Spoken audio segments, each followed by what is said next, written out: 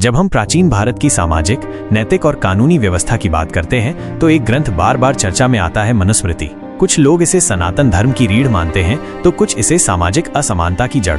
लेकिन क्या आपने कभी इसका सही इतिहास, संदर्भ और समाधान जानने की कोशिश की है? आइए आज उसी की एक गहरी और निष्पक्ष यात्रा करें।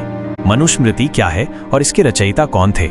मनुस्मृति, जिसे मानव धर्मशास्त्र भी कहा जाता है, भारत की सबसे प्राचीन धर्म संहिता, कोड ऑफ लॉ मानी जाती है। परंपरा कहती है कि इसे वैवस्वत मनु ने लिखा, जो वर्तमान मानव जाति के पहले पुरुष और प्रथम राजाधिराज माने जाते हैं। इनके नाम से ही मानव, मनुष्य जैसे शब्द बने हैं। मनुस्मृति में कुल 12 अध्याय और लगभग 2685 श्लोक हैं। इन श्लोकों में जीवन के हर पहलू पर विचार किया गया है। धर्म, समाज, न्याय, दंड, विवाह, संन्यास, जाति व्यवस्था, स्त्री की भूमिका, राज्य का कर्तव्य और यहाँ तक कि मृत्यु के बाद की स्थिति तक। यह ग्रंथ वेदों के बाद सबसे चर्चित और सबसे ज्यादा उद्धृत होने वाला ग्रंथ रहा है। क्या इसे मनु ने अकेले लिखा?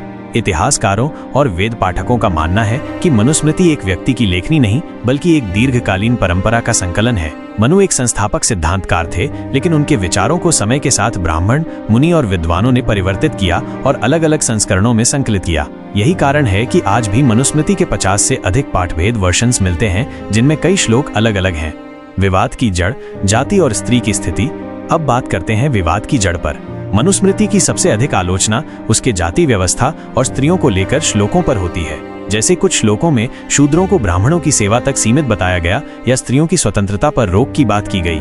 यह आधुनिक मानवीय मूल्यों और संविधान से टकराते हैं। क्या ये श्लोक वास्तव में मनु द्वारा ही लिखे गए थे? महर्षि दयानंद सरस्वती, जो आर्य समाज के संस्थापक थे, उन्होंने मनुस्मृति के कई विवादित श्लोकों को बाद के कालखंड में जोड़ा गया प्रक्षेप इंटरपोलेशन माना। उन्होंने लिखा, मनुस्मृति का वास्तविक रूप उच्च नैतिकता और सामाजिक समता पर आधारित था, लेकिन मुगल और औपनिवेशिक काल में कुछ तत्वों ने इसमें जहर घोलने की कोशिश की।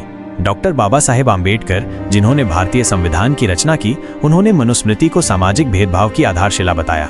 लेकिन यह भी सच है कि उन्होंने जिस संस्करण की आलोचना की वो बाद के काल का भ्रष्ट पाठ था। मूल मनुस्मृति का सार हर वर्ग, हर वर्ण के लिए कर्तव्य और उत्तरदायित्व निर्धारित करना था, केवल अधिकार नहीं। सुधार और समाधान। भारतीय परंपरा कभी स्थिर नहीं रही। मनुस्मृति के बाद याज्ञवल्क्य स्मृति, नारद स्मृति, पराशर स्मृति, बृहस्पति स्मृति जैसे दर्जनों स्मृति ग्रंथ रचे गए, जो समय और समाज के अनुसार बदलाव लाए। जैसे जैसे समाज में परिवर्तन हुआ, कानूनों और धर्मशास्त्रों में भी बदलाव आया।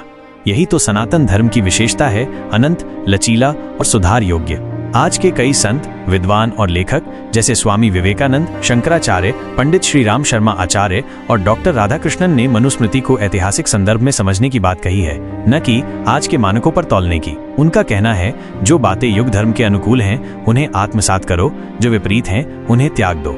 आज हमें मनुस्मृति को न अंधभक्ति से देखना चाहिए, न घृणा से, बल्कि ज्ञान, विवेक और ऐतिहासिक दृष्टि से देखना चाहिए।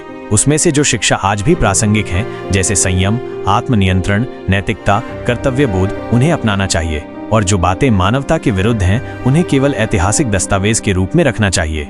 यही समाधान है विवाद का भी, विचार का भी। मनुस्मृति कोई पत्थर की लकीर नहीं, बल्कि काल के अनुसार बदलने वाली स्मृति है, एक चेतावनी, एक गाइड और एक दस्तावेज, जो हमें बताता है कि समाज कैसे बना, कैसे बिगड़ा और कैसे सुधर सकता है।